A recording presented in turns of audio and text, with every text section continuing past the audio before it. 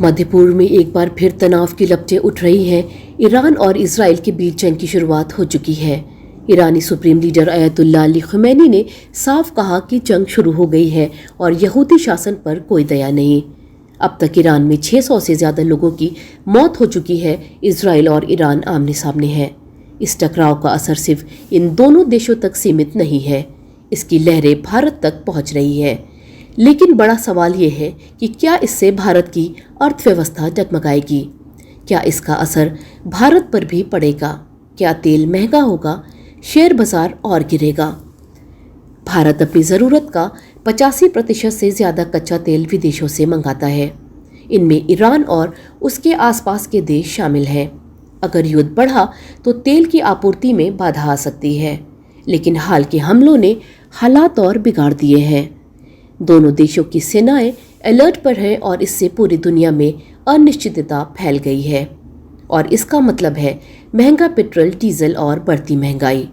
अगर युद्ध लंबा चलता है तो ग्लोबल ऑयल सप्लाई पर भी भारी दबाव पड़ेगा। भारत को महंगे दामों पर तेल खरीदना पड़ेगा, जिससे पेट्रोल डीजल की कीमतें और ज़्यादा बढ़ सकती हैं। सिर्फ तेल ही नहीं, भारत का शेयर बाजार भी इस तनाव से डगमगाया है। विदेशी निवेशक डर के चलते पैसे निकाल सकते हैं। इससे सेंसेक्स और निफ्टी में और ज़्यादा गिरावट आ सकती है। साथ ही डॉलर के मुकाबले रुपया भी कमज़ोर हो सकता है, जिससे आयात महंगा हो जाएगा। इससे विदेश यात्रा, पढ़ाई और व्यापार सब पर असर साफ दिखाई देगा। प्रवासी भारतीयों पर भी खतरा मंडरा सकता है। ईरान, यूएई, कतर, सऊदी अरब जैसे देशों में लाखों भारतीय काम करते हैं। अगर तनाव पूरे खाड़ी क्षेत्र में फैला तो लाखों नौकरियां खतरे में आ सकती हैं। सरकारी अधिकारी कहते हैं कि हालात पूरी तरह नियंत्रण में है। सरकार पूरी तरह सतर्क है। वित्त मंत्रालय, रिजर्व बैंक और पेट्रोलियम मंत्रालय हालात पर बारीकी से नजर रखे हुए हैं। जरूरत पड़ी तो कदम उठाए जाएंगे। उनका मानना है कि अगर तनाव और ना बढ़ा तो भारत पर बड़ा असर नहीं होगा। अगर ये तनाव लंबा चलता है तो आम जनता की जेब पर असर साफ दिखाई देगा।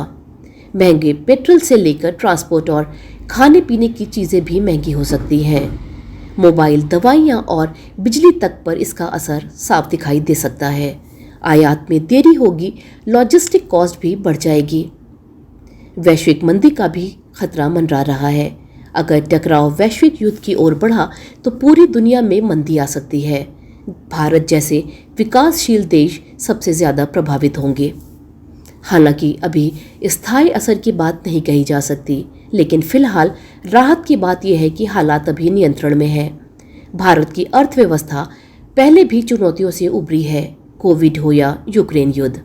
इस बार भी सरकार सतर्क है, संस्थाएं तैयार हैं। भारत मजबूती से खड़ा है। घबराने की नहीं, बल्कि जानकारी और समझदारी की ज़रूरत है। युद्ध चाहे कहीं भी हो, असर हर जगह पहुंचता है। कभी पेट्रोल पंप तक, कभी आपके रसोई के बजट तक, कभी स्टॉक मार्केट के ग्राफ पर, तो कभी आम आदमी की जेब पर।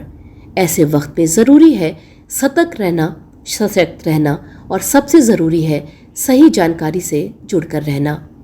EMS टीवी के लिए तमन्ना रिजवी की रिपोर्ट।